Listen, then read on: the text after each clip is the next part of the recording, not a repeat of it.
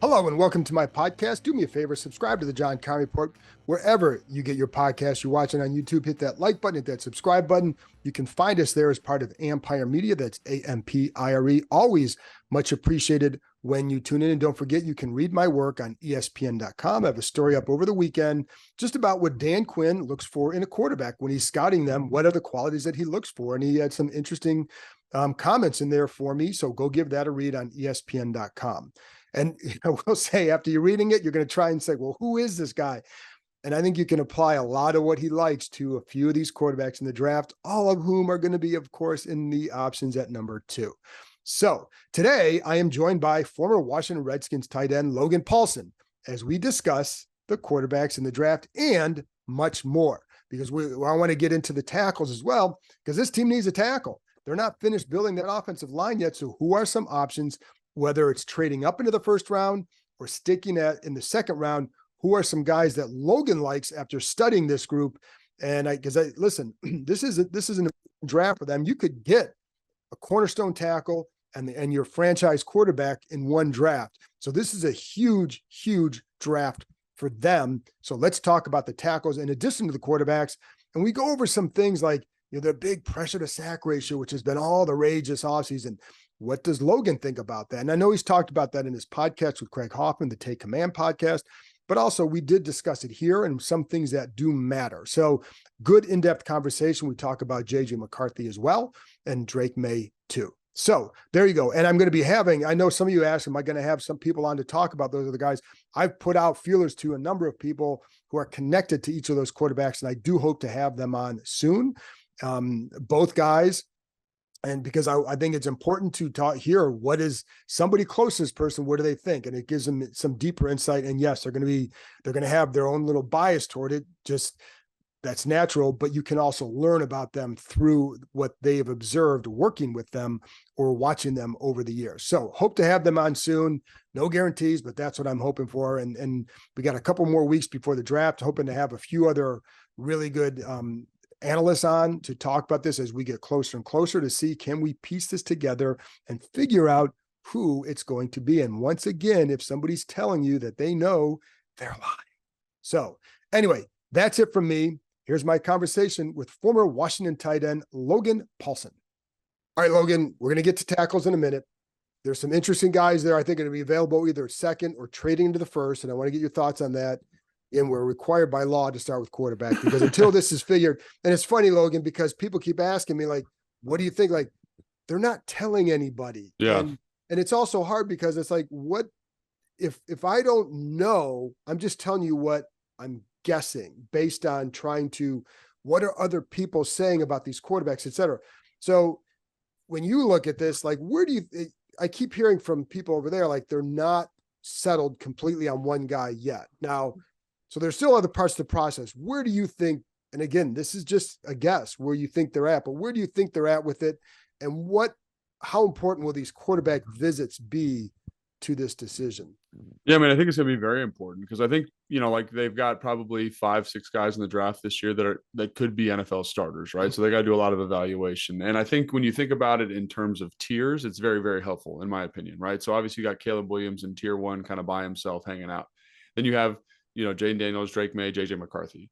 And I think when you look at that group kind of as saying that they're all kind of the same. And I know people are going to freak out about that. People who are, Drake May supporters, Jaden Daniels supporters, JJ McCarthy supporters. But I think it's important to say, like, each one of those players has their strengths and has their weaknesses. And I think the staff right now is trying to determine kind of the direction they want this organization to go, because it's going to be a kind of a transformative decision, much in the same way the head coach is and the new ownership is and the GM and all those decisions that have come before us. This is the next cog in that wheel. So they need to make sure that this is the right guy. It's the right fit for their cultural identity. And that can be very, very challenging because I think when you look at the film, which is, I think they all have, pluses and minuses to their film, you can kind of make an argument as to why Jaden Daniels should be the guy, Drake May, or JJ. And I think like that's something that's so important for people to understand, is that beauty's in the eye of the beholder with these guys, and they're all very talented. They all just bring different things to the table. And again, it's up to the staff to kind of figure out the direction ultimately they want to go with this decision. How hard will it be? Because everyone wants to say, we want to come to a unanimous decision. Yeah. With this group, will that be hard? Because I think it's like, it seems like when I talk to you and, I talk to others and it seems like, well, today I think this, today Yeah, it's yeah. this guy.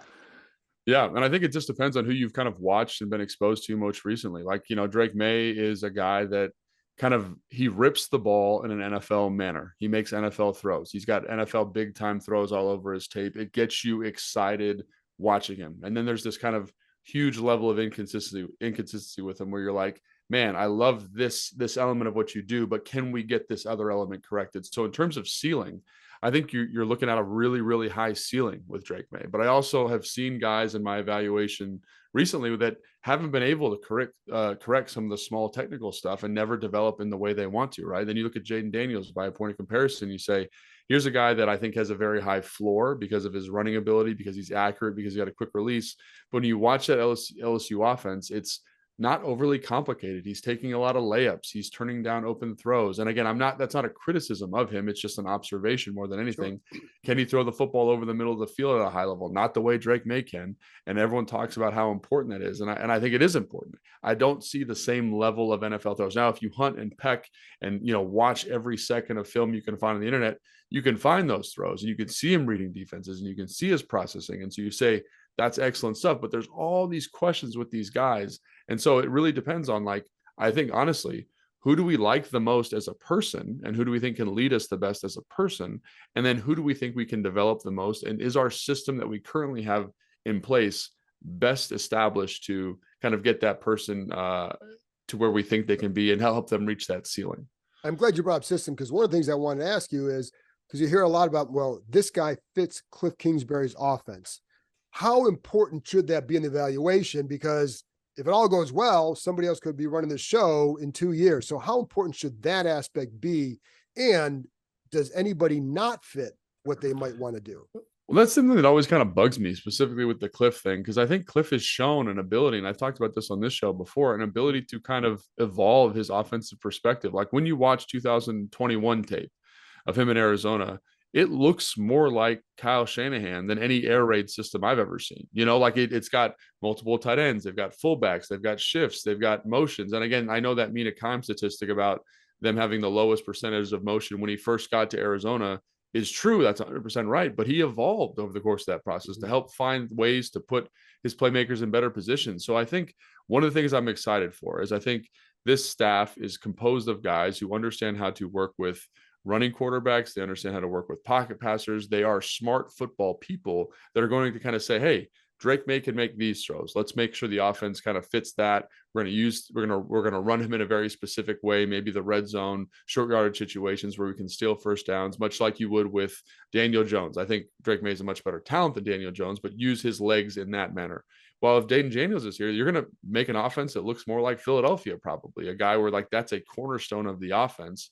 And if JJ's involved, it kind of looks like a mix of the both. So I think that's where you're at I think Dan Quinn, Adam Peters have done a great job of assembling a staff that I think can be flexible to the talent they bring in. And I think that's a tenet of Dan's philosophy that I think is so important for fans to remember. He wants to build something that maximizes what you do as a player. And so if you take that off the table and say, how does the quarterback fit the offense, which I think is appropriate based on that conversation we just had, it's important to remember that now it's about who we like the most and who we think we can develop. And I think those questions are only answered in that building by the guys on staff. Right. And the other thing is too, I mean, because a lot of talk about Daniels in May, and then JJ is always like, you can't dismiss him.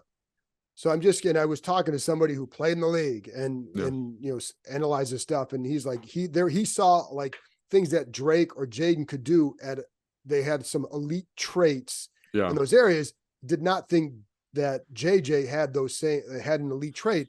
My thing, I was thinking about it after I talked to this person, like, well, it seems like some of those elite traits might be some of those intangibles, the Alex Smith type of guy, right? So, but I'm curious what you would think of that. Yeah. And I think, I would probably push back a little bit. I think when you look at, some of the advanced metrics with ball velocity, with stuff that he did at the combine, like at the combine, he had the second strongest arm. He threw it the second farthest behind Joe Milton, who's got a mutant freak arm, right? So that's like in its own category. And he had the highest miles per hour per throw. So obviously he can throw it. And when you watch the film, and I think when you watch him throw in person, I think one of the reasons like his pro day kind of blew up is because not everyone had seen him throw in person. And when you see him throw in person, that ball jumps out of his hand. So I think he's got a much better arm than people think. I think he's a better athlete than people think.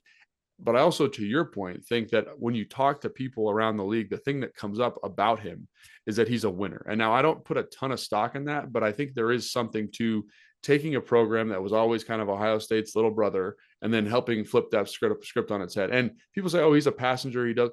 There are times when you watch those games, specifically against Ohio State or when they're in close games, where he's got to convert a big 3rd and 10. They're backed up. He's got to make some plays. And he's the guy that's facilitating that offense. He's working that NFL language. So I do think there's a lot of stuff to like about JJ. And in some ways, he feels kind of like the safest of the three, because he has this exposure to NFL offenses and these high pressure situations. And again, nobody's perfect. The throw volume's way down. You don't see all the throws, doesn't layer throws well, struggles thrown to his left, overstrides to his left. So in the same way, Drake May has a technical issue, JJ has technical issues. It's all there. It's just about what we feel most comfortable with as a staff. So if you and I, coach, GM, whatever we're talking about, like we got to say, who do we think we can get there? Who do we like as a leader? And if those are the categories that you're looking at, like Jane Daniels is notorious for having a tremendous work ethic. JJ McCarthy, same thing. Drake May. So I think they're all good kids. It really comes down to like who we like as a person and who we think is going to fit our building and our culture the best. Yeah, and which I agree with. And thanks for bringing up some painful memories as an Ohio State fan. But like the one thing I'll say with McCarthy too, and like people bring up, I've heard the Alex Smith comparison. I kind of like that as much from a standpoint of the confidence that he provides those around him.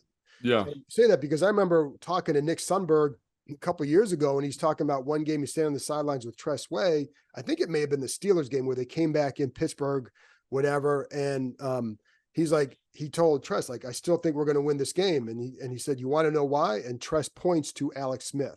Like that was the belief they had in him. Like there was just not that he's not Dan Marino or Elway or Brady, but there was just a belief that this guy can get it there. And I wonder, like, what is the value in that? And maybe all three have that, but I think that McCarthy, it seems like in listening to all the Michigan stuff, people from there, that's what they trusted him. I think that's right. And I think that's a great point. And it's something that it's like always that kind of intangible quarterback quality, right? This dynamic leader that knows when to push and knows when to kind of give you a hug and all these different things. And it sounds like he's had a great opportunity to like cultivate that skill set. And some of it is because of his pedigree. I mean, he went to IMG Academy, which is basically college football in high school. Then he goes to one of the biggest programs in the country. They win a national championship. Like there's something about it, you know what I mean? That I think to your point is infectious in terms of building confidence and elevating and maximizing a roster. So, I think the Alex Smith comparison is nice from that perspective, but I think he's a little bit more talented. And I think that's something that, again, when you watch his film, you feel really, really confident about some of that stuff that he brings, some of that extra stuff. And again, he has his questions like everybody else, but I don't think it's crazy that now all of a sudden he's in the conversation as a top 10 player in this draft, because I think he throws the football well. I think he's got a ton of NFL throws on tape. I think he throws with tremendous confidence. I think his arm's better than people think. So, yeah. It's funny because I talked to an agent in January and does not represent him, but knows the game very well. And he told me then, he goes, JJ is going to be one of those guys people are talking about, especially once they get to meet him. And he does not rep him, but he knows him well enough and all that. So this is not a surprise to me, but now switching gears a little bit, the big number, and you and I have talked about this just off, just on the phone or whatever. And I know you've talked about it on your Take Command podcast with Craig Hoffman, but a little plug there. And I want to give you a plug in the middle, so it doesn't wait till the end. So people are going to hear that. Take Command with Craig Hoffman and Logan Paulsen. Anyway, but the pressure to sack ratio, like that's become like, that is the big, those three words, pressure to sack, those 4 words have become a big thing. When I went back and watched Jaden, I watched all of the sacks, and it didn't feel like there was a theme to it. Like when Sam Howell, you'd see that issue, there was a theme to the holding the ball a lot. And there were times where I could say, okay, I can see this. I also think there are times where he knows with his legs, he's going to run out of here and get 30 yards, and sometimes he's going to lose 3. Yeah. So, but I'm curious how you processed that, and just how do you process that one? And is that a concern for you? Because I'll be honest, like when I talk to teams, they don't mention that phrase, but they also don't say, I'm concerned about how long he holds the ball, et cetera. Yeah. I definitely don't see him holding the ball for too long. Now, anytime you have a running quarterback, you're going to take more sacks because he's a playmaker back there. That's like the catch-22 of having someone like that at the position. So is it important? Absolutely. Is it something that I think should make or break a quarterback evaluation? No. Like, I think a more important statistic is that he's had one breakout season.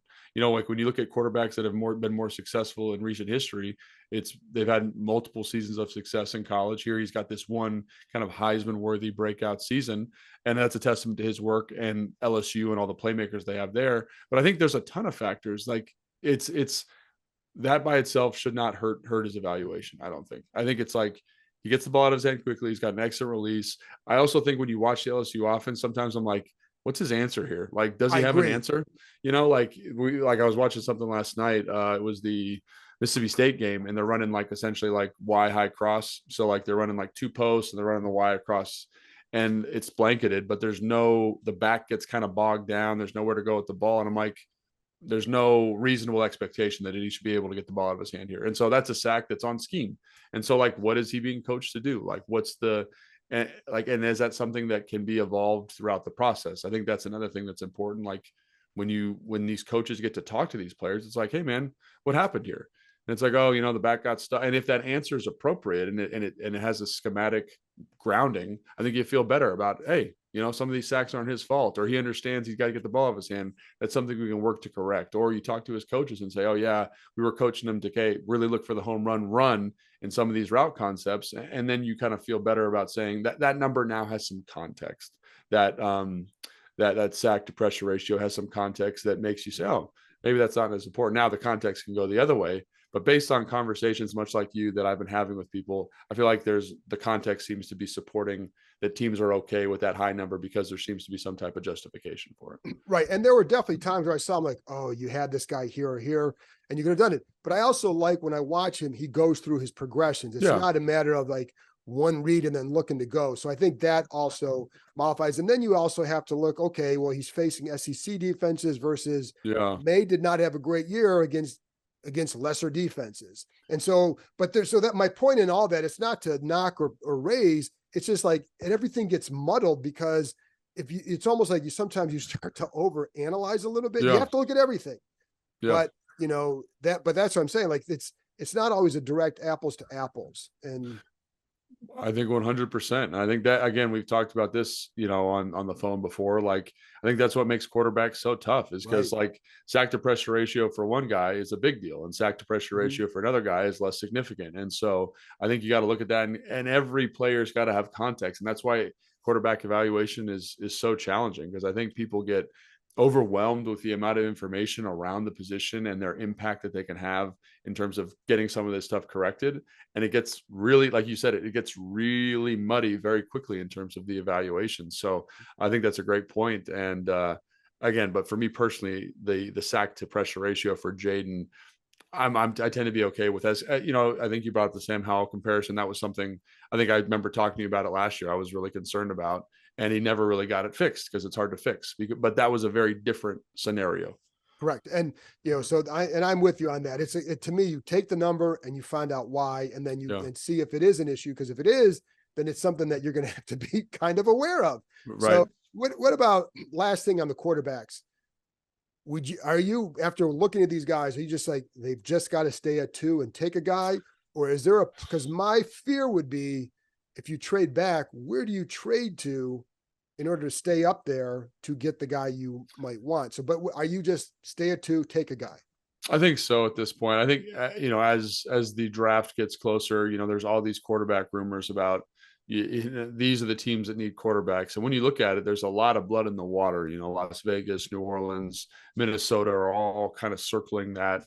And I think, there is a scenario where you trade with Minnesota if the packaging is right. And then you would have to, in turn, try to trade back up with the Chargers, for example. And then you'd also have to be okay with getting the third guy in that group, And I think that's something that I don't know if the organization is going to be okay with, right? Because like if you're there, you have a guy you love, take the guy, don't get overly complicated about it, and just and live with it, and it's nice to kind of maximize draft capital and all those types of things, but there would need to be a lot of gymnastics involved with getting there and making that decision. If you trade back with Minnesota, trade back up, both have to be willing participants and not wanting to miss out on some of those blue chip players. And it just seems like it gets a little bit risky, especially if you have a very, very solid understanding and feel for the guy that you love out of those top three guys. And I honestly believe that like Joe Mix and Michael Penix Jr. could be good pros in the right system. I think like if Nix went to Minnesota, for example, I feel very good about his ability to be consistent there. And same with Michael Penix. But here in Washington, I do think you need more at the position because like the roster is, while improving, still a little bit in flux. So that's why when people talk about, and I think JJ McCarthy's coming into the NFL more skilled than like a Brock Purdy, but Brock Purdy went to a situation where he had a lot of talent around him. And I don't know that if he had come here as a 7th round pick, would we have seen anything? Would we have seen just what we saw with Sam? I don't know. And, but I think like the roster is a factor. Let's go to the tackle position because that's what everybody wants is like trade back, get a tackle, and then get the quarterback. Well, you can get the quarterback and then get the tackle. So how deep do you think this class is? And realistically, well, let's find out, first of all, because everybody talks about how deep it is. How deep do you think it is for starting quality left tackles? For left tackles, I think that changes the parameter a little bit. I think there's only a couple guys that kind of fit that bill. I think for tackle depth, I think you feel pretty good about it. The only problem is like, I'd say there's probably 10 guys, 10, maybe 11 guys that you feel pretty good about, right? That if you had to start them in, plug them in at right or left tackle, could come in and start day one for you. The problem is like with anything, like this is kind of a weak draft at corner. It's a weak draft at linebacker. It's not an overly overpowering draft at edge rusher. So good football players are going to get pushed in the first round. And so now all of a sudden you're talking about guys that were kind of cemented as 2nd round picks in the 1st round at the tackle position because they're really good, So I think when you look at the list, obviously you got the top guys, the Joe Waltz, the Talisi Fuagas, all those different guys, but it gets really thin really quick because you got Olu Fashanu, JC Latham, Troy Fatano, all probably top 15 players. Amarius Mims, I would be based on his number of games played, should be a 2nd round player, but the quality of his film is so good and his measurables are so high, he's going to go top 25, probably top 20 actually. Then you go with only 8 starts. I mean, like, so I know the talent is there. Like when you watch his games and he's playing Alabama, he's playing Ohio State, and he looks like I made this comparison the other day. He looks like a high school, like when you go to a high school game and there's a guy going D1, they just look different and they play differently. And that's what he looks like. And that's with, again, some of the best college players in the country. And so the talent is just going to be too enticing. The physical skill set is going to be too enticing because they don't, it's the size principle, right? It's like there's only a handful of guys on God's green earth who look like this, like the Bill Parcells thing he used to always say. So as much as I would love it if he was there in the 2nd round, I don't think there's any way, right? Tyler Guyton's another guy that I think is an absolute freak show. He bends well, he moves well, he's 6'8", I think he's 320. He just moves like such an athletic human being, but he's going to get pushed into the 1st round. As much as you want to hope that he's there at 36, it seems unlikely. Then you got Jordan Morgan from Arizona, a guy that I think is going to be a better guard personally, but is a very good athlete. And I think you probably feel pretty good about him. And then you get in the guys that I think will be there at 36 for Washington, right? So one is Kingsley Suamataia from BYU, kind of an athletic freak show. Right. And he's raw. He's a little bit developmental, I'd say, like from a technical standpoint, but like the frame, the size, the movement skills are all there. The attitude is there. You see him at the Senior Bowl against some of the best college football players in the country, and he looks better than everybody. So you feel pretty good about that. Another guy is Patrick Paul, obviously Chris Paul's brother. He, again, raw prospect. He's a freak though. I think he's 6'7", he's 335 pounds. He has 36-inch arms. He had the highest pass protection grade, a top 5 pass protection grade based on PFF metric. I think he's got some technical issues that he needs to work through. He's basically like so much bigger and stronger than everybody. He gets away with poor pass pro technique. So again, developmental prospect. Roger Rosengartner is a guy that I think is a starting right tackle tomorrow in the NFL, but I don't know if he plays left, right? He's got 33.5-inch arms. He ran the fastest 40 at the combine. He's got electric movement skills and footwork, but I don't know if he can play left. I don't know if you feel comfortable with him playing left. The athleticism says yes, but a lot of guys have a hard time making that transition, right? Kiri Amadiji from Yale, small school guy, good athlete, but how do those small school guys project to the next level is the question. Blake Fisher's another guy. I think he's too stiff to play left tackle, but I think the point I went through all those names is because the top guys are extremely exciting, and guys that were probably second round picks 2 months ago are now firmly first round picks. And so you're dealing with guys that have a little bit of a question mark, guys that I don't know if I want starting day one, like Kingsley Suamataia, Patrick Paul, I think have tremendous ceilings.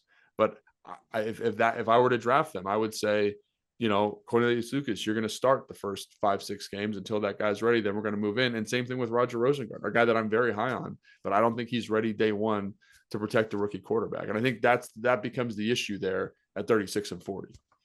Would you be comfortable with Cornelius? I mean, Cornelius has shown he can start that kind of stretch of games. Would you be comfortable with that if knowing what you have coming in? Yeah, I think so. And I think basically when you're doing this, one of the reasons I think Cornelius Lucas was such a significant signing, because it does give you this flexibility to kind of survive the first 4, 5, 6 games while your staff, while the offensive line, while the offensive coordinator are developing this hyper athlete with tremendous tools, and that in kind of waiting in the wings until he's ready to come in and make things happen. I think it's showing that I think you need a lot of confidence in the developmental elements of your staff. And Dan's had a good history of that, but has he got the right people in here to get that done? I think remains to be seen. But that's, to me, is the $1 million question: is can you develop one of these guys into a starting caliber player? If you can't do it in the offseason, you have Cornelius here to kind of say, hey, I can hold down the fort until this young stud's ready to go. So obviously, whenever a rookie tackle goes in, they're going to have to learn things. How much can be learned? Obviously, you got training camp, you got the offseason stuff. In those 4 or 5 weeks while you're developing or sitting, how much can you develop to say, okay, now you're ready? And I guess that depends on who's doing it. And I know, like Dan Quinn is talking about, he really likes Darnell Stapleton for that developmental stuff, the assistant O-line coach. But what do you think? Yeah, I mean, if you have I remember watching Bill Callahan, and people have mixed opinions about him and in his time as a head coach, his time as an OC. I've never seen a guy develop offensive linemen the way he did. He just was able to kind of calcify and harden them in a very short amount of time and get really, really productive players. I don't want to say almost overnight, but in that 5 or 6 week period. And I think that is the best I've ever seen do it. I think it's very hard to get that done, especially given the new offseason kind of constraints. Like, instead of being able to practice and work kind of almost live repetitions in OTAs and minicamp, it's changed. And I think it's, in some ways, it's for the better. It's for player safety, but it does stunt the developmental aspects of some of these athletes. And so it really puts a lot of emphasis on, can we get this guy ready in training camp, and can we get him in the preseason window, which is a very, very tight space for people to get it done. Now, if I'm going to bet on somebody, I think betting on freak athletes to figure it out is the right way to do it. So is there a guy that you say, because they could always trade up into the first round, is there a guy that you like for them to do that? And where do you have an idea where that might have to take place? Yeah, I mean, it's tough at this point. I think just looking at the talent, obviously the guys that the 2 guys that I mentioned last, I obviously, like, if Troy Fatanu were to slip somehow, he won't. He's a top 15 player for me, the guy from UW. But if he were to slide, I don't know, slide into that 20 range, I'd probably take a look at doing that. It'd probably be too expensive to do, but I'd look at that.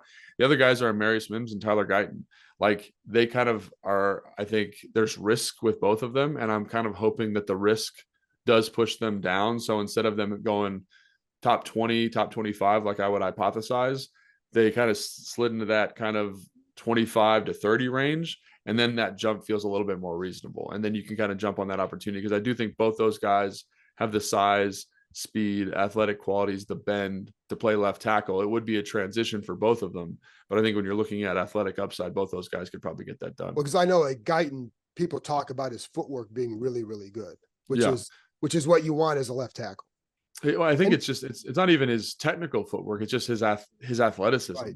like when you watch him move around, you're just like, that's a guy you could make the transition. Same thing with Mims. Like, and Mims it's kind of because he's so big, he get that done. He's just got the length and the size profile to get that done. But him, and I think Kingsley Sumatai and Chris Paul or Patrick Paul could get that done too. I think they're just at different stages of development in their career.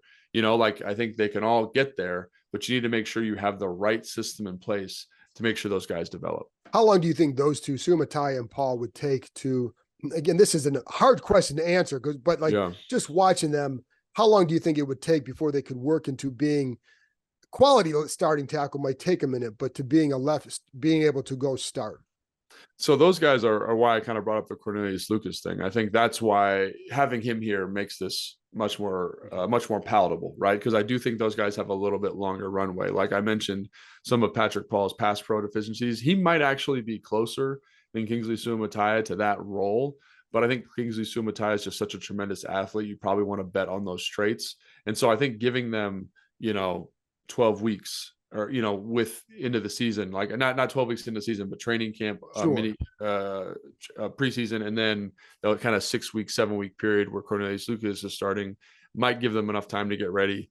And then I think with Guyton and Amarius Mims, it's a very similar timetable, but you're probably looking at maybe 3 weeks of Cornelius Lucas starting in season. I just think they're a little bit closer. Amarius Mims specifically because of the level of competition he played against.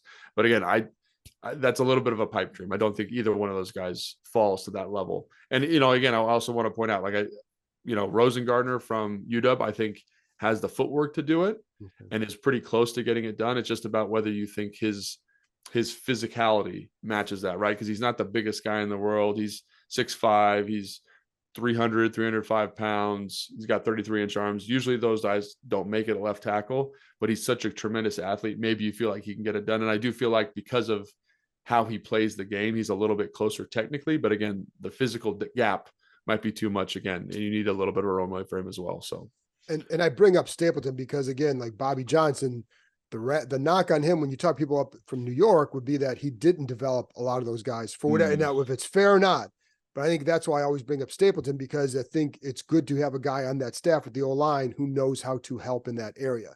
Let's go to tight ends too now, because first of all, how is this class? And what these guys have at that position. Are you looking to draft one? I don't know if it becomes essential to draft one anymore. I think it depends on like where Armani's rehab is at, quite honestly. I think you bring in Zach Ertz, I think you feel pretty good about that. I think John Bates is maybe the best blocking Y in the NFL. And I don't use that term lightly. I really believe that when I watch him technically, he's very proficient at that. And then you've got some like kind of young developmental pieces. And it just depends on what you're trying to get out of this draft class. Like I think obviously, Brock Bowers is the guy. Jatavian Sanders, I'm probably not as high on him as the rest of the NFL because I think he fits a very specific role. But, it's a little bit slim pickings after that. You talk about Theo Johnson from Penn State. He's a big athletic freak, but didn't always play to that athletic profile. Ben Sinnott is a guy that, again, I like his film a lot. Good football player. To me, I think he tested his way into being that kind of move F piece. I always thought he was going to be more of a fullback, more of a Kyle Juszczyk, but after seeing him test, after seeing him at the Senior Bowl, maybe there's something more there.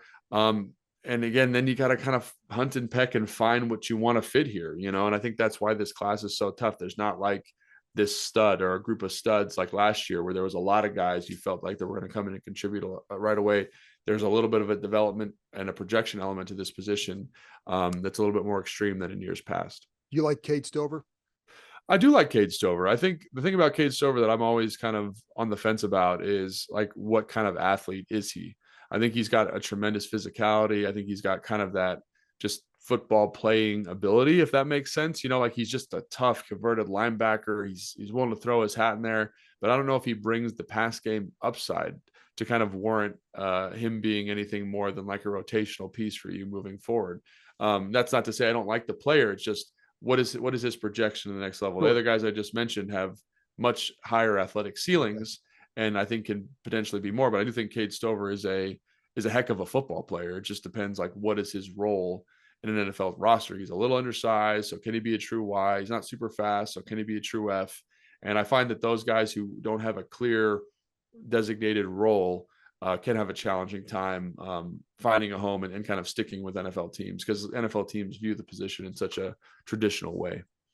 What kind of finishing up on tight end, Cole Turner? What do you think? What do you expect from him? We saw him last year, and he didn't seem like what do you think? I don't care about my opinion.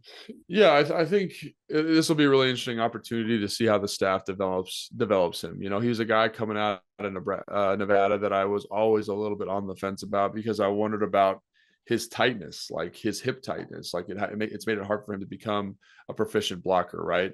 But could he kind of develop into a role that is becoming more common in the NFL, with kind of this big slot where you're in a 2-point stance, you're blocking safeties, you're blocking linebackers, you don't have to be in the same kind of bent position. He showed a tremendous amount of physical courage, 2 years ago when they had him basically playing like a move fullback piece. Mm-hmm. So that makes a lot of sense. And San Francisco's got a lot of miles out of Jennings up there, kind of making that role work for them. It's like, it's an interesting role because you're essentially a tight end, but the defense has to match you in nickel. And so it gives you an advantage. So can he be that player here? Potentially, because I do think he has some route running savvy. I also think it's extremely important for him, because he's not the best separator, to build a relationship with the quarterback and say, my superpower is my arm length and my catch radius, and I'm always open. So even though it might look like I'm covered, still throw me the ball and I'm going to make you right. And I think though that type of, if that relationship can be cultivated, if that role can be carved out for him, I definitely think there's an opportunity for him to be a contributor to this team, more than we've seen over the last couple of years. By the way, Dan Quinn loves that word superpower. So I can tell you played for him. He'll bring up like, well, this guy's superpower is this. So I asked him about Drake May, and he thought one of his superpowers is the ability to escape and create too. So, but anyway, let's finish up on receivers. Last thing, and just very last thing, but is there a receiver that you like in the second round? Because there are a couple of interesting guys there too, some of whom have some speed or some size. So is there a guy that you like that maybe would help this offense and, more? I mean, I think the thing about receiver in this year's class is I think I'm trying to remember my exact number. It might've been 23 guys that I had with like third round grade and up. Wow. So like, fine. Like, I don't care where you pick somebody, you're probably going to find a good receiver, right? Just depends on like stylistically what you're looking for. Right. Obviously, like, I think Ladd McConkey is a first round player, but Ricky Pearsall from Florida, I mean, I love watching his film. I just find myself turning it on just for fun, right? Because he's got this tremendous short area quickness. He's got this tremendous kind of physical courage at the catch point. He's tough in the run game. He's got yards after catch ability. Malachi Corley from Western Kentucky is another guy that's tremendous in terms of like just toughness, got that dog in him, right? Xavier, like the list goes on, and it's kind of stylistically what you're looking for. Like Xavier, like it's this big guy who's got this raw horsepower. Think like AJ Brown, DK Metcalf, or you go like Roman Wilson, who's a true speed player who can find mismatches there. Jalen Polk from UW is a second receiver there, but is a tough son of a gun, competitive, contested catch guy. Talk about a big slot guy, would kind of fill that role for you. Jermaine Burton from Alabama would probably be a first round player without the character concerns, right? Jalen McMillan, another guy from UW, is a taller, kind of angular player, 6'2", really good understanding of how to create separation. Like it just, and that's the 15th guy on my board. And I think he would come in and contribute tomorrow to the Commanders. And we haven't even got to third round players. So I think, to me, it's not even who you like. It's what kind of player are you looking for? Because there is a receiver in this class that'll fill that need for you and make you a much better roster. And I think that player, you could draft them in the 4th round. So don't even worry about the 2nd round. I think promote tackles, edge rushers, corners in that class. If you want their positions of value there, because there are a ton of receivers that are really good football players. And I was going to say too, because the edge rushers, there's a sweet spot in that 2nd round where you can get a couple guys. And if you want a corner, which they still need one, then maybe there's a guy that you're going to hunt up there and wait till the later, 3rd or 4th round to go get a receiver. So, because they certainly have a couple guys that can play already. So they're good there. Yeah, absolutely. And I think that's the thing is like the thing about receivers, someone's like, oh, why not Keon Coleman? It's like, I like Keon Coleman as much as the next guy, but is his value that much different than a guy like Johnny Wilson from Florida State also, right? And if you're looking for a guy to be a big slot that could project to an X receiver down the road, Johnny Wilson's going to be there in the 3rd round, and I think he would fit that need at a higher level. I think he has more route running nuance, but I guess that's what I'm saying. That's not a detract from what Keon Coleman does. Right. That's kind of more to emphasize that there's just a lot of dudes in this class that are really good football players. So I would say for all those receiver heads out there, take a breath. Someone will get drafted because there's so much talent at the position. I think the other thing to consider is like, does the staff really value one guy above everybody else? That would be the one thing where, like, if, for example, I have Ricky Pearsall very high on my board and I just love him so much, I can't bypass him at 40. That's a situation where you might take a receiver, but that's a very specific instance, obviously. The last thing, what do you have coming up for the draft, whether it's with the Commanders, whether it's with the Take Command podcast with Craig Hoffman? Yeah, there you go with Craig. We got to get Craig's plug in there. So I got the Ticket to the Draft podcast, which is on the Commanders podcast network that comes out once a week. I've got the Command Center show, which is like our TV show that we do there. We got the Command Center podcast, which is also on there. That's me, Fred Santana. That's always just a fun show to listen to because those guys are crazy. Yes. And then the Take Command podcast with Craig, which is, I think we've done a good job of creating good draft insight and having some good guests on there. So that's kind of my stuff that I'm doing. And obviously Instagram, Logan_Paulsen82, just, in the Busy social man. media, right? Yeah. Like just talking a lot in the microphones, as you know. So listen, I tell people my job is to talk about football for a living. That's it. It's never work a day in your life. I mean, obviously I have to write, but there are some days I tell my wife, like, my job today was to talk on the phone. I mean, it's. And I'm sure the thing I envy about you, John, is you've been able to cultivate such fantastic relationships in this. And so I'm always amazed at the stuff that you're able to know and find out. And people don't realize how lucky they are to have you just giving like little hints of information on this podcast and in your articles you write. So, I mean, it's a blessing to have you here, and like a big resource for all of us. So, well, I appreciate that. And now I'm going to have my son cut that up and just blast it all over. Yeah, blast it on social media. Let's make it happen. Well, I appreciate that, Logan. As always, great having you on. Awesome insight. So thank you, man. Thanks, man. Appreciate you having me on, John.